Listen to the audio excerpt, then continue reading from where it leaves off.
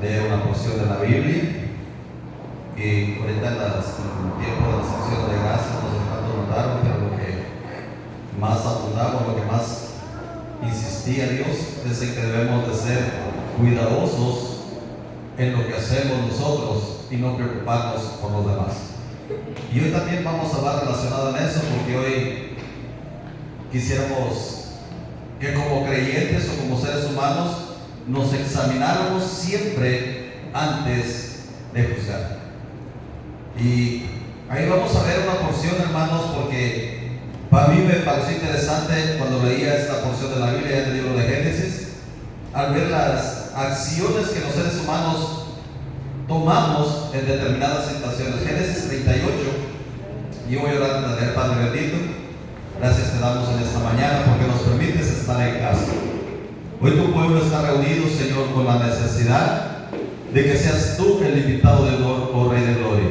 Que tu Espíritu Santo se mueva en medio de tu pueblo, trayendo perdón, trayendo arrepentimiento y sobre todo edificando a tu pueblo para la obra a la cual has llamado. Bendice esta palabra y usa a tu siervo como un instrumento en el nombre de Jesús. Amén y amén. Génesis 38, vamos a leer 3 versículos nada más. Verso 24 en adelante. Sucedió que al cabo de unos 3 meses fue dado aviso a Judá diciendo: Tamar tu nuera ha fornicado y ciertamente está encinta a causa de las fornicaciones. Y Judá dijo: sacadla y sea quemada. Pero ella, cuando la sacaban, envió a decir a su suegro: del varón cuyas son estas cosas estoy encinta. También dijo: mirad ahora de quién son estas cosas, el sello, el cordón y el báculo. Entonces Judá los reconoció y dijo: más justa es ella que yo, por cuanto no la he dado a Sela mi hijo, y nunca más la conoció. Fíjense qué palabra nos da aquí el Espíritu Santo de una situación que vivió, hermanos, uno de los hijos de Jacob, de los mayores. Y es un evento, hermanos, que si tú has sido lector de la Biblia, nos narra cómo Judá, él se separó de sus hermanos, y dice la palabra de Dios que llegó el momento de casarse, se casó con una mujer, la cual le concibió y le dio a luz tres hijos.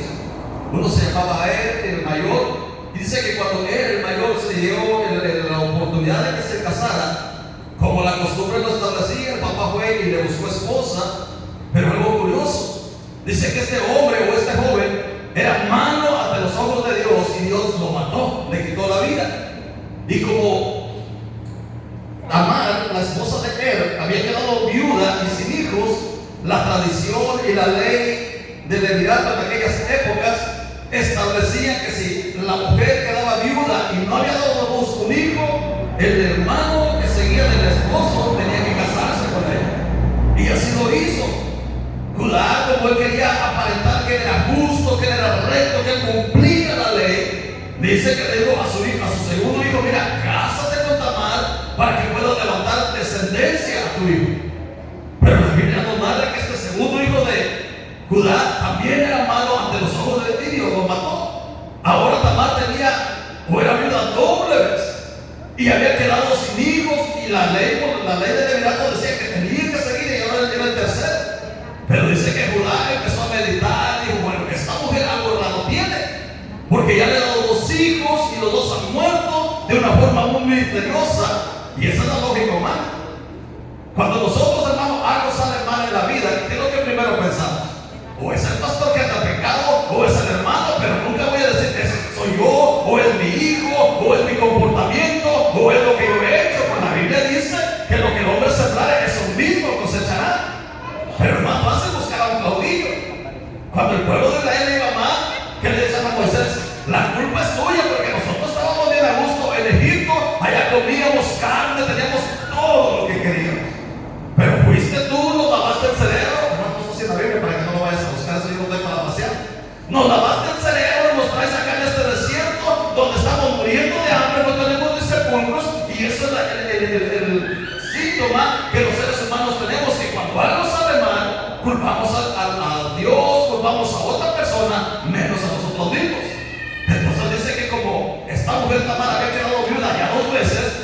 Judá empezó a sacar matemáticas y dijo: no, el problema está mal, pero como yo soy justo, yo obedezco la ley, voy a buscar una solución. Y la solución fue que dijo Tamar: mira, pues mi hijo Será aún es pequeño, tenía algo de lógica, ve, un joven, es pequeño, espera ahí en la casa de tu padre a que Será crezca, y cuando él crezca te lo doy como lo marca la ley.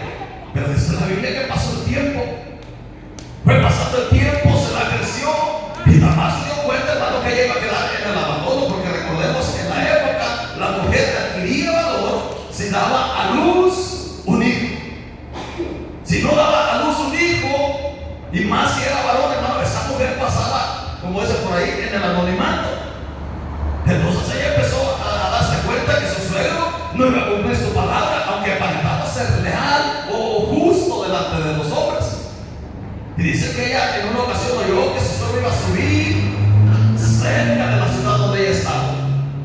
Y como se dio cuenta que su suegro no iba a cumplir la ley, entonces sí tomó una decisión, quizás pudiéramos decir radical o arriesgada.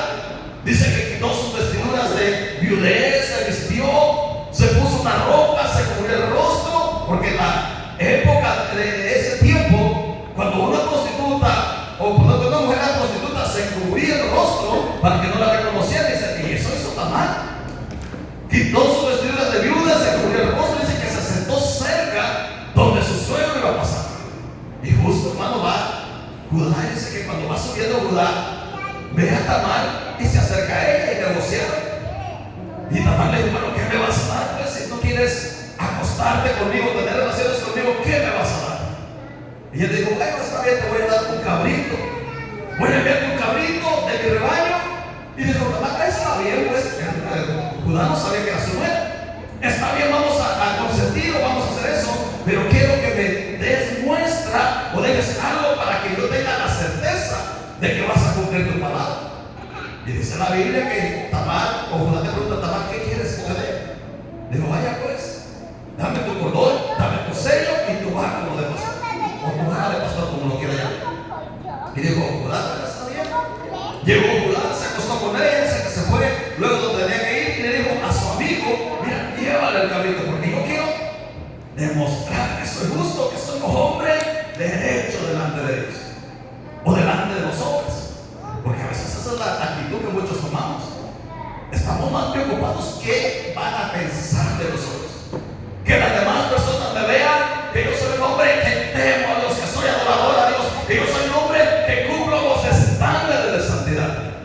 Pero eso no es solamente lo que Dios quiere. Dios quiere hombres y mujeres, dijo Jesús, que seamos adoradores en espíritu y en verdad, no en apariencia, porque en apariencia, hermano, cualquiera.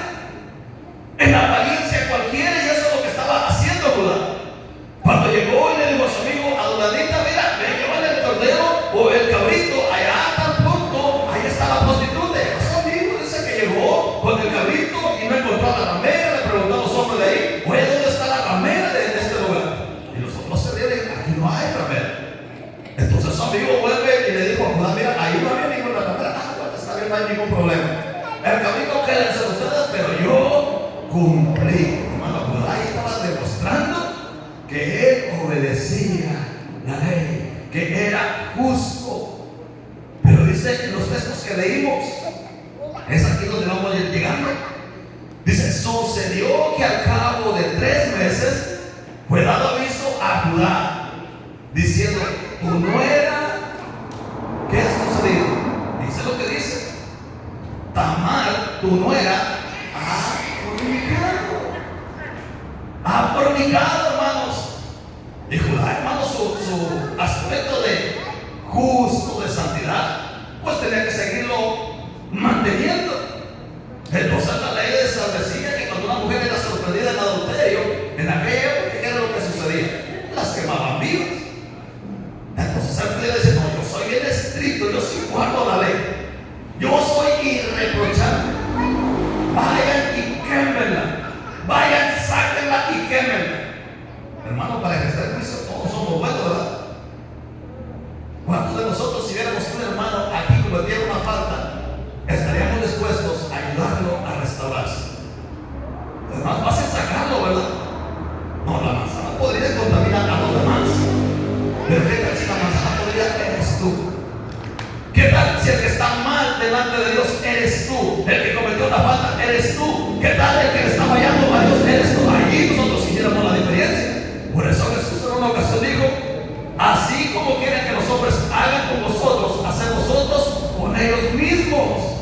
Creo que es allá en el libro de Santiago.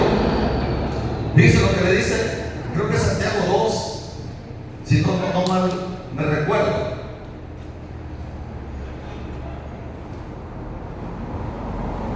Santiago 2, verso 13 por ahí.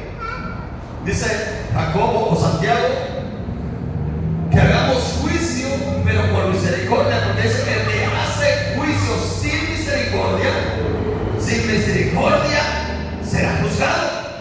Porque la misericordia, perdóname que lo tenga, hermano, porque yo no estoy parafraseando ese texto. Por causa de toda institución humana, ya sea el rey, ¿Es Santiago 2:13?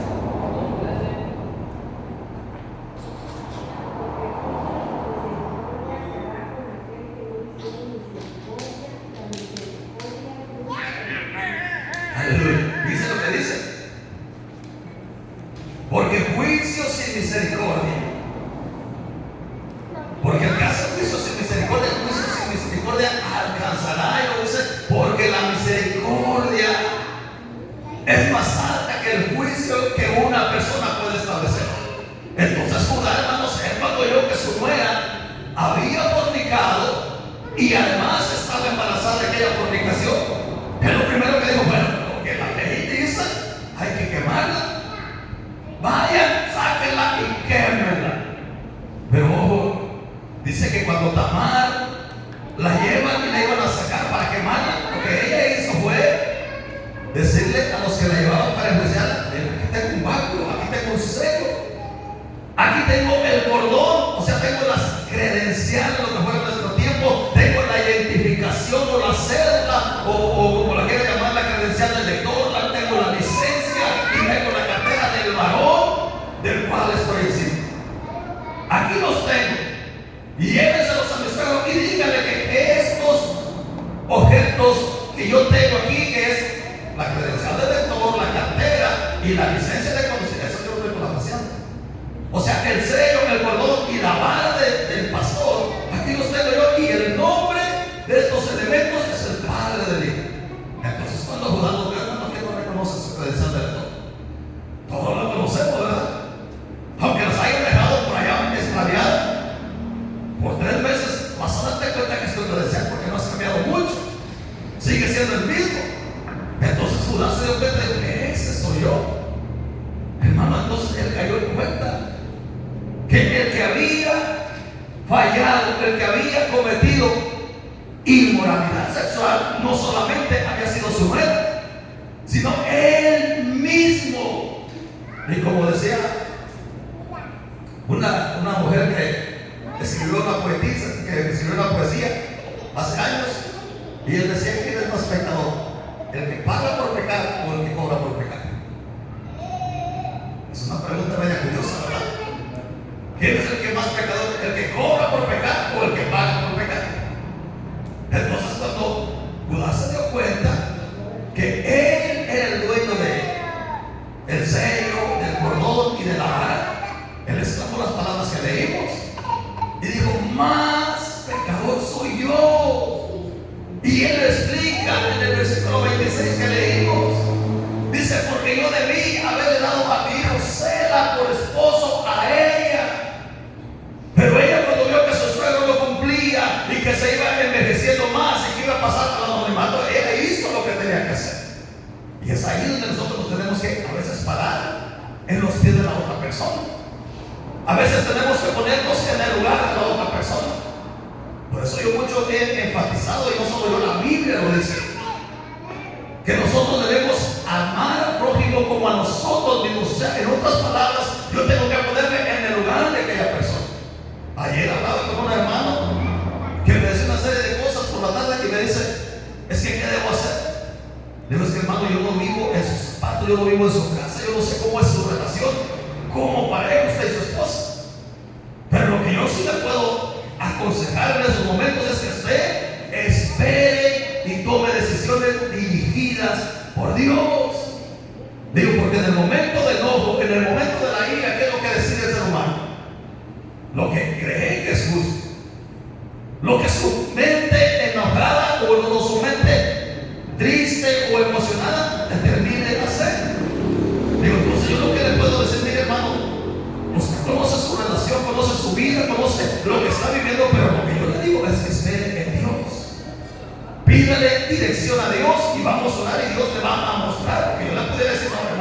La Biblia dice que usted se aguante, que usted haga esto, que usted haga aquello. Pero solamente usted y su familia saben lo que está pasando. Y a veces es lo que debemos de ponernos en el zapato o en la otra persona. ¿Qué fue lo que lo obligó o qué fue lo que lo llevó a hacer tal situación?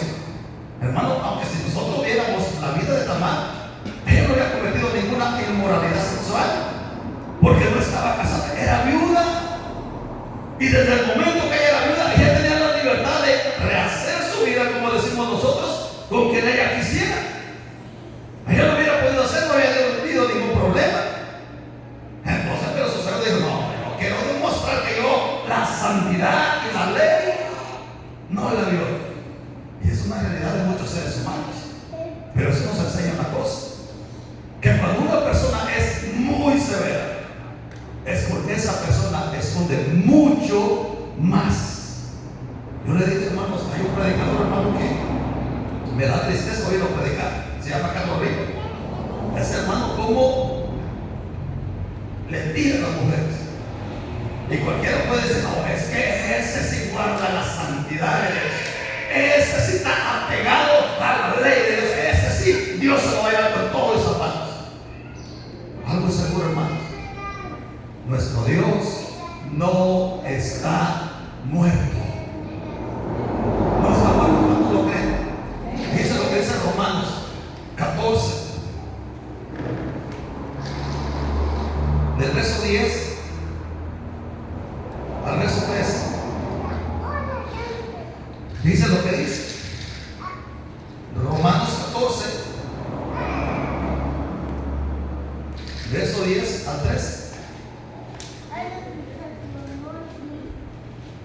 Pero tú, ¿por qué juzgas a tu hermano? O tú también, ¿por qué menosprecias a tu hermano? Porque todos comparecemos ante el tribunal de Cristo, porque Cristo está vivo. Yo, dice el Señor, que ante mí se doblará toda rodilla, toda lengua confesará a Dios. De manera que cada uno de nosotros dará a Dios cuenta de sí. Así que ya no queremos más ninguno de nosotros, sino más bien decir: no poner tropiezo u ocasión de caer al hermano. Aleluya.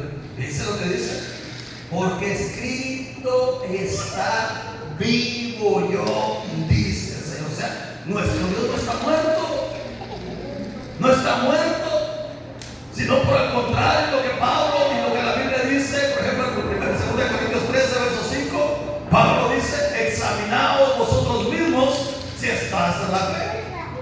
En 1 Corintios 11, cuando habla respecto a la cena del Señor, lo que el apóstol Pablo recomienda y nos dice que cuando nosotros comamos la cena del Señor, o lo que nosotros conocemos como la Santa Cena, ¿qué es lo que debemos de hacer?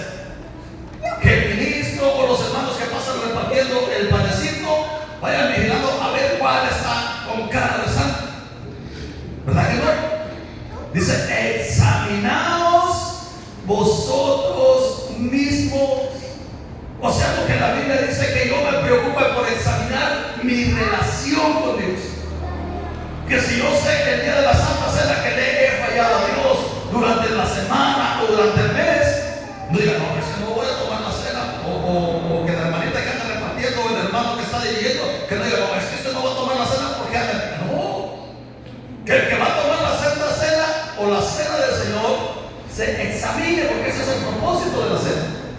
Que examines tu relación con Dios, y si hayas algo que ha ofendido a Dios o que está mal delante de ti y de Dios, le perdones, le pidas perdón a Dios.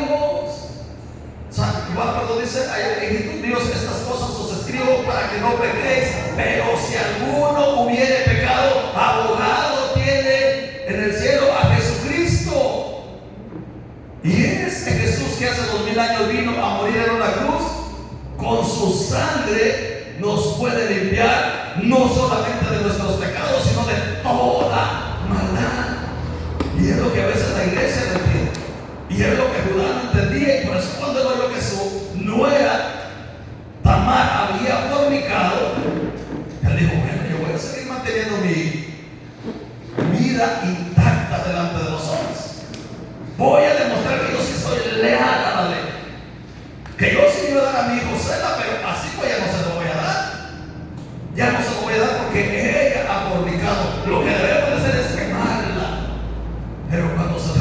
que el primer fornicario, o el que estaba mal, primero o más mal que ella, era él. Porque él fue el que se apartó del camino, se llegó donde ella estaba, él negoció con ella el tener relaciones sexuales, y él había sido el que la había puesto en cinta. Y ese es el problema, que a veces nosotros simplemente, porque no, es que yo ya me siento y tengo que mantener mi apariencia, y para que la gente vea que somos fieles, y Dios dice todo lo contrario. Examínate tú mismo, examina cómo está tu relación, y si no has pecado más allá, creo que es en San Juan 8, cuando le trajeron a una mujer a Jesús acusada de adulterio, y dice que estaban todos con las piedras listas, porque la ley de Moisés así decía que a tales mujeres había que apedrearlas. Y dice San Juan 8, el verso 7, cuando insistían en decirle: Señor, ¿tú qué dices? ¿Tú qué aconsejas? Entonces Jesús se levantó, porque estaba escribiendo en tierra, levantó su mirada y dijo: miren, bueno, si ustedes conocen la ley, y la ley dice eso, ahí está bien, pues. El que esté libre de pecado, arroje la primera piedra. ¿Eso dice su Biblia o me estoy equivocando? Léelo, hermano. Como si quisieran preguntarle, se enderezó y les dijo: el que de vosotros esté sin pecado, sea el primero en arrojar la primera piedra contra ella. E inclinándose de nuevo hacia el suelo, siguió escribiendo en la tierra. Pero ellos, al oír esto, acusados por su conciencia, salieron uno a uno, comenzando desde los más viejos hasta los postreros. Hasta ahí lo dejamos. O sea, ¿qué fue lo que hizo el Señor? O sea, no te enfoques en lo que ella hizo, enfócate en ti. Y si nosotros empezamos a hacer eso de nuestro lado, como creyentes, como seres humanos, la sociedad es diferente. Pero que estamos más atentos a ver quién anda mal, a ver quién pecó, a ver quién esto, para exhibirlo, para decirle que es un pecador. No, eso no quiere Dios. Dios quiere que me examine yo mismo. ¿Cómo estoy yo? ¿Qué estoy haciendo bien o qué estoy haciendo mal? Y cuando yo me dé cuenta si estoy haciendo bien, siga así. En Apocalipsis dice la Biblia: seguro es santo, siga santificándose más. O sea, si tú sientes, bueno, yo estoy bien delante de Dios, estoy obedeciendo fielmente a Dios, bendito sea Dios, sigue por ese camino, porque tarde que temprano la corona de justicia te alcanzará. Pero si estás mal, lo que debes de hacer es dar un giro a tu vida y no buscar la fe. Voy a ver con otro anda más pecador, para decirle al hermano, para decirle a Dios: hombre, ese hermanito sí lo viene. Porque esa es la mentalidad de Judá. Él quería mantener una imagen justa delante de los hombres. Él por eso dijo a su hermano: mira, tú espérate ahí. Cuando ya mi hijo Sela crezca, te lo doy por esposo. Pero dice la Biblia, si tú lo ves detenidamente, fíjate cómo dice: y Judá dijo a Tamar su nuera: quédate viuda en casa de tu padre hasta que crezca Sela mi hijo. Porque dijo: no sea que muera. O sea, él ya estaba, no, esta mujer algo tiene. Cuando la Biblia dice que sus hijos eran malos, eran perversos de la mujer de Dios.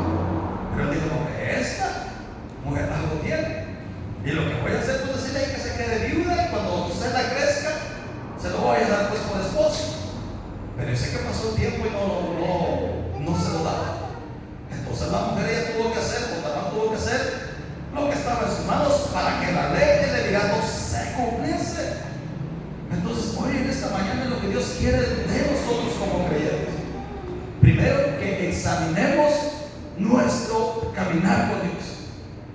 ¿Cómo estamos delante de Dios? ¿Cuál es mi actitud delante de Dios? ¿Cómo me estoy comportando como esposa, como esposo, como padre, como hijo? ¿Cómo soy? Porque es fácil decir: no, es que todos los hombres son iguales o todas las mujeres son iguales. No, el hijo de fulanita, si usted no, pero ¿cómo es el tuyo? ¿Cómo es el mío? Entonces es ahí donde nosotros podemos tener el balance. Y cuando yo me dé cuenta que yo no soy un santo, que no soy un querubín, hermano, voy a tener misericordia. ¿Y sabes qué va a suceder? Que cuando yo tenga misericordia, Dios tendrá misericordia de mí. Porque, hermanos, si Dios no tuviera misericordia de cada uno de nosotros, ¿quién de nosotros pudiera estar de pie delante de Dios? ¿Quién de nosotros pudiera decir: Señor, aquí vengo, mira, porque fui bueno en la tierra? Todo lo malo que sucede Porque la Biblia dice que no hay justo, ni siquiera uno. Ni siquiera uno, todos delante de Dios. Cuando nos pasamos el rayos X delante de Dios, ahí tenemos una manchita o una manchota, como le quieran llamar. Como dice allá en el Antiguo Testamento, yo le digo al pueblo de Israel: no es mía la mancha, es de ustedes. O sea, el problema somos nosotros. Los que estamos en pecado somos nosotros, y la misericordia de Dios es la que nos purifica. Por eso dice Santiago: si tú quieres enjuiciar a algo o quieres levantar un juicio a alguien, usa de misericordia. O sea, en otras palabras, ponte en el lugar de aquella persona. Porque, hermanos, si Judá, él se hubiera puesto a reflexionar qué fue lo que hizo que Tamar cometiera tal lesión, él se hubiera puesto y hubiera dicho: no, el culpable, que fue lo que reconoció después, o el que la orilló a esa decisión, ¿quién fue? ¿Sabe por qué? Porque Tamar dijo: yo voy a pasar a la indigencia o al anonimato total porque no tengo hijos. No va a haber quien pele por mí cuando yo sea una anciana, porque no tengo ni heredad siquiera. Entonces ella se puso a pensar: no, aquí yo voy a acabar mi vida, yo tengo que hacer algo por Dios. Y lo primero que se le ocurrió, dijo: bueno, viene mi suegro. No voy a buscar en otro lado. Digo: bueno, viene mi suegro y voy a buscar la manera de solucionar mi problema. Voy a buscar la manera de tener una descendencia, como sea, pero ella lo hizo. Entonces es lo que Dios nos enseña en esta mañana, hermano, porque es fácil uno señalar el pecado del otro, decir: es que fulanita o es que fulanito, es que mi esposo es un sinvergüenza. Pero ¿cómo estás reaccionando o actuando como esposo? Yo por eso les he insistido mucho, hermano. Como matrimonio, la Biblia dice en 1 Corintios 7 que el hombre está comprometido a cumplir con el deber conyugal, o viceversa. La mujer cumpla con el deber conyugal, porque si no lo haces tú, ¿qué va a hacer Satanás? No anda como loco, ¿quién? Y él tiene sus angelitos caídos, pero ahí los tiene. Y sabe que él va a sufrir lo que te hace falta. Entonces, ¿qué quiere Dios, hermano? Que nosotros como creyentes seamos esas personas que primero examinemos nuestra vida, que te des cuenta cómo estás actuando, qué estás haciendo para mejorar tu relación con los demás, qué estás haciendo en tu vida personal, y entonces vas a poder señalar a los demás.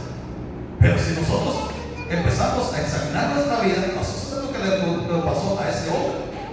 Fíjate, cuando Judá se dio cuenta de que aquella mujer a la que él estaba acusando tenía lo que le pertenecía, dice: entonces Judá lo reconoció y dijo: más, fíjense cómo dice en el versículo 2: más justa es ella que yo. Cuando uno empieza a examinar su vida, uno se da cuenta que muchas veces somos más pecadores que los demás. Somos más pecadores, y lo que más necesitamos es la misericordia y la gracia de Dios. Entonces es lo que Dios quiere en esta mañana, hermano, porque nosotros muy tentados a señalar el error del otro, a señalar en qué está fallando el otro, a señalar en qué está mal de mi familia, de mi esposo, de mi esposa, de mis hijos, de los gobiernos. Pero ¿qué estoy haciendo yo, hermano? Porque podemos ver, hablando en términos generales, uno puede fijarse: no, es que el gobierno es inseguro, la inseguridad está a todo. Pero si como familias o como hogares nos pusiéramos a pensar: yo tengo un hijo delincuente y lo que a mí me corresponde hacer es que a ese delincuente lo debo de entregar a las autoridades y decir: mire, es que es un ladrón. No lo hacemos, ¿verdad? Porque ¿quién de nosotros dice: es que mi hijo es un ladrón, enciérrenlo? Nadie lo hacemos, hermano. Es más, si cae un hijo de nosotros por ladrón o por asesino, que hagamos a un mejor abogado, porque lo queremos acá afuera. ¿Para qué ande robando? ¿Para qué ande mintiendo? ¿Para qué ande haciendo mal? Pero lo queremos acá afuera. Que lo correcto o lo justo debería: bueno, si yo sé que mi hijo es un ladrón, yo sé que mi hijo es un asesino, yo no voy a ir a denunciar y lo voy a meter preso. Lo prendieron preso y no haciendo mal, porque sé que en la cárcel voy a ir y lo voy a visitar y ahí va a estar. Pero ¿qué hacemos? No nos quejamos: no, es que el gobierno es un corrupto, es una inseguridad, porque el gobierno hace lo que está a su alcance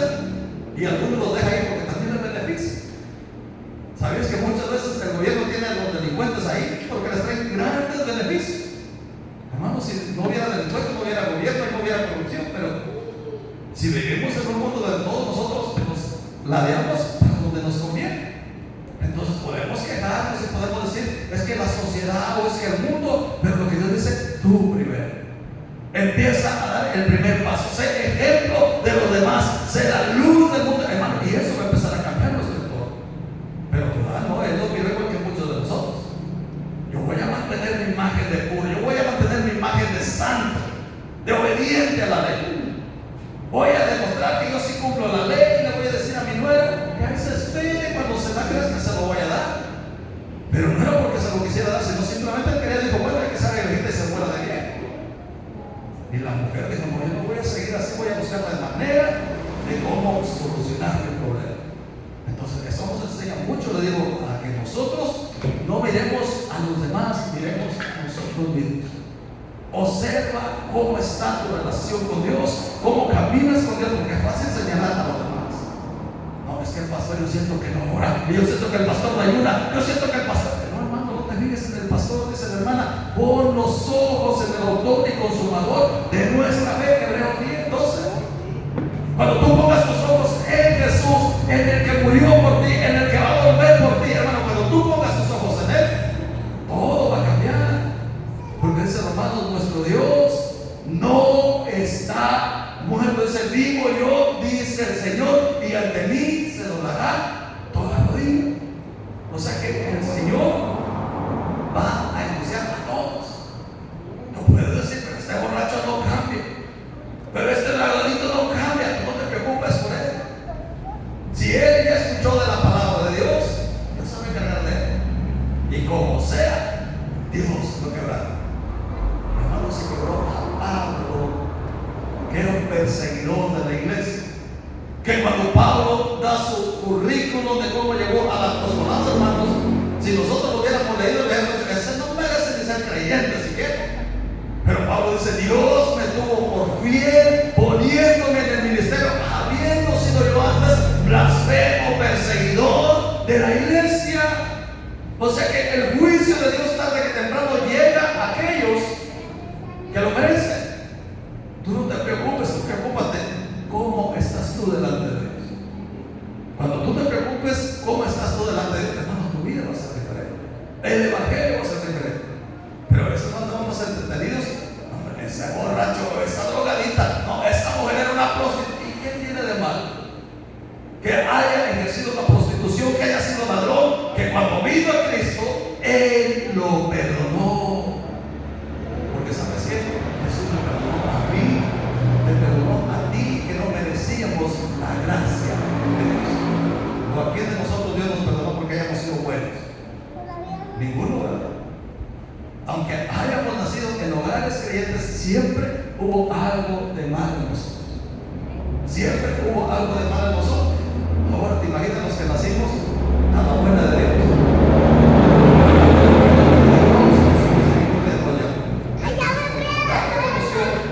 Su báculo, su sello y su cordón. Él dijo, más pecador soy yo que él. ¿Por qué? Porque él no solamente había pecado, sino que pagó para pecar. Hizo lo que Jonás compró su mujer. Entonces hoy te digo, hermano, que todos los creyentes tengamos ese principio. Porque es fácil uno estar diciendo, es que mi esposa, mis hijos, o la hija de fulana, o la hija de fulana, pero ¿cómo estoy yo? ¿Qué familia, qué hogar? ¿Cuál es mi forma de conducirme delante de Dios? Porque a veces uno puede decir, es que a la iglesia le hace falta esto, la iglesia le hace falta aquello, los hermanos deberíamos hacer así. Pero ¿qué estoy haciendo yo como cristiano? ¿Qué estoy haciendo yo como hijo de Dios? Porque es fácil decir, no, es que hace falta esto, ¿qué deberíamos de hacer? Pero ¿qué estoy haciendo yo? Cuando yo empiece a hacer la diferencia, hermano, el mundo que me rodea va a empezar a hacer la diferencia. Va a empezar a cambiar mi entorno y nos vamos a dar cuenta que le debemos mucho a Dios. Eso fue lo que aprendió. Que Él, en su obsesión de mantener una imagen pura, estaba atropellando a una mujer. Por eso dice Romanos, procuremos no poner tropiezo a los demás. Porque a veces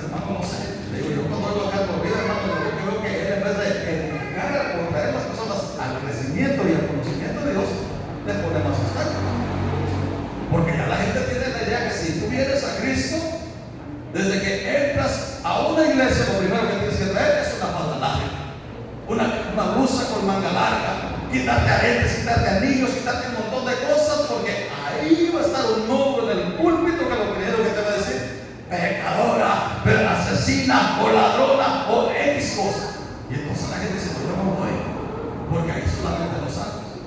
Cuando se olvidan que la iglesia es un lugar de pecadores, que venimos a la misericordia de Dios.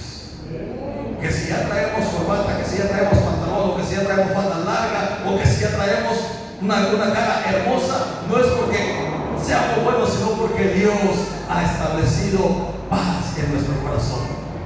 Entonces hoy te invito, hermanos, que seamos esa iglesia que hace la iglesia, que no dirige su mirada hacia los demás, sino primeramente a nosotros. Que todos los días me examine qué estoy haciendo yo, qué estoy aportando yo.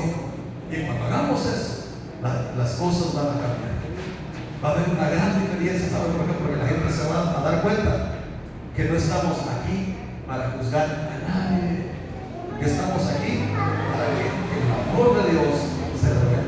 Ahora bien, no con eso estoy diciendo que si ves a alguien que le falló a Dios, lo dejes por ahí. Allá en Gálatas la palabra de Dios nos dice que si nosotros sorprendemos a alguien en una falta, ¿qué es lo que debemos hacer? ¿Se lo leo o lo conoce de la Biblia? Dice: hermanos míos, si alguno fue sorprendido en alguna falta, o sea, si la sorprenden así como a Tamar, porque Tamar fue sorprendida en una falta, porque, hermano, ¿quién va a poder esconder una barriga? Judá sí pudo esconderla, esa barriga quedó como si nada, pero Tamar, su barriguita le iba creciendo, ella iba cada vez exhibiendo su falta. Y ese dice lo que dice Santiago, perdón, Gálatas: hermanos míos, si alguno fuere sorprendido en una falta, vosotros que sois espirituales, de Gálatas 6:1, ¿cómo dice? Corregidlo, o sea, tiende tu mano con mansedumbre, considerándote a ti mismo.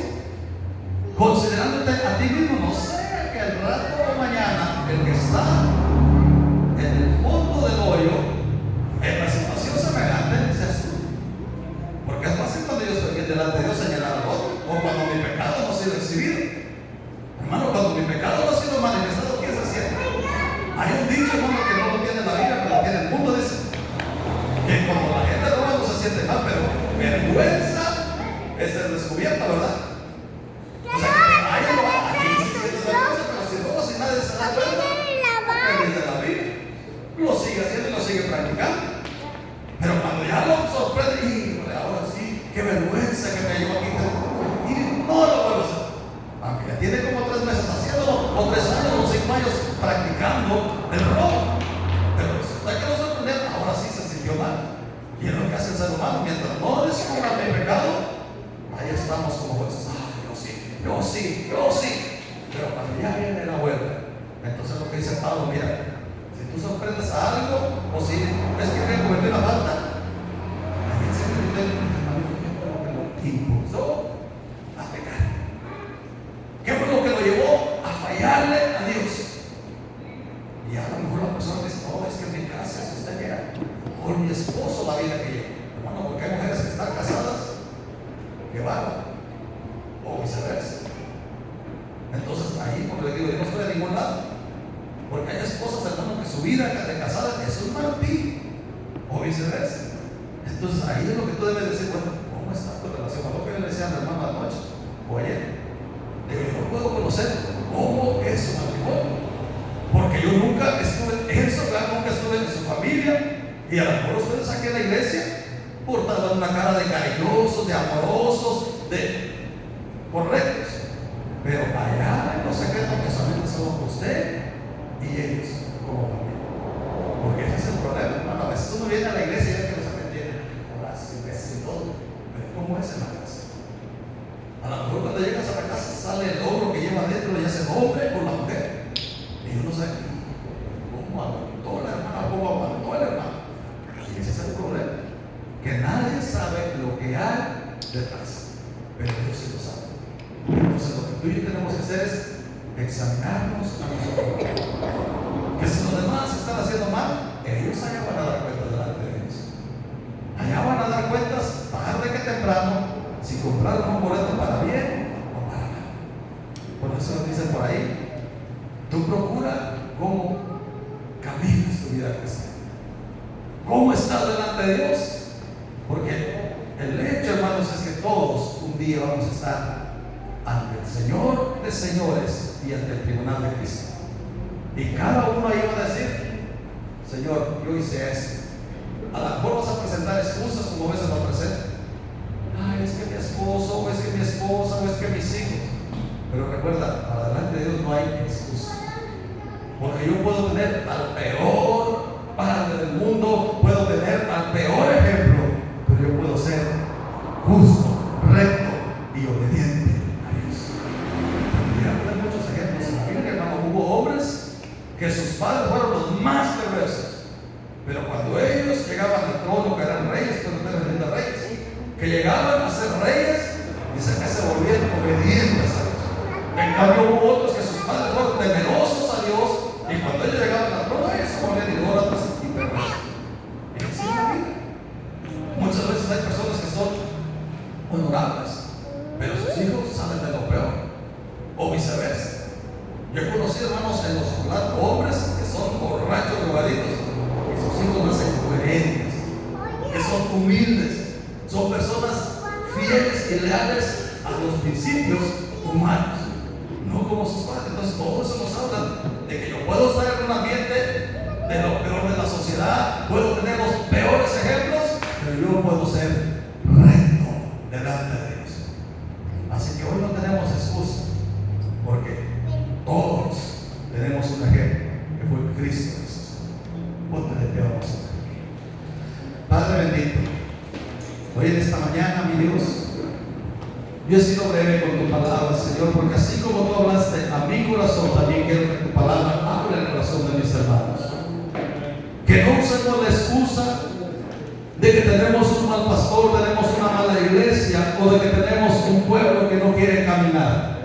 Porque hoy yo puedo ser diferente. Hoy yo puedo salir y empezar a hacer la diferencia, Padre. Puedo empezar a ser leal, ser fiel a ti. Y no importa si nadie más camina, yo como ser humano debo de ser obediente a ti, Padre. Que en esta mañana, mi Dios, esta palabra no vuelva vacía, sino que seas tú quien acomode cada palabra, cada deseo y cada pensamiento, lo acomode a tu voluntad. Que hoy tu Espíritu Santo pueda expandir este mensaje y pueda alcanzar a aquellos que aún, Señor, no te conocen. Que pueda hacer cambios radicales en nuestra vida y que no solamente escuchemos el mensaje como algo que nos entretiene, sino que lo escuchemos para mejorar nuestro caminar contigo. Porque suele pasar, Señor, que solamente cumplimos, pero no escuchamos tu palabra y no lo obedecemos. Hoy en esta mañana, Padre, yo delante de ti quedo limpio porque he expuesto lo que tu pueblo necesitaba. Bendice a tu iglesia y levanta, Padre, a aquellos que necesitan ser restaurados en el poderoso nombre de Cristo Jesús. Amén, Señor.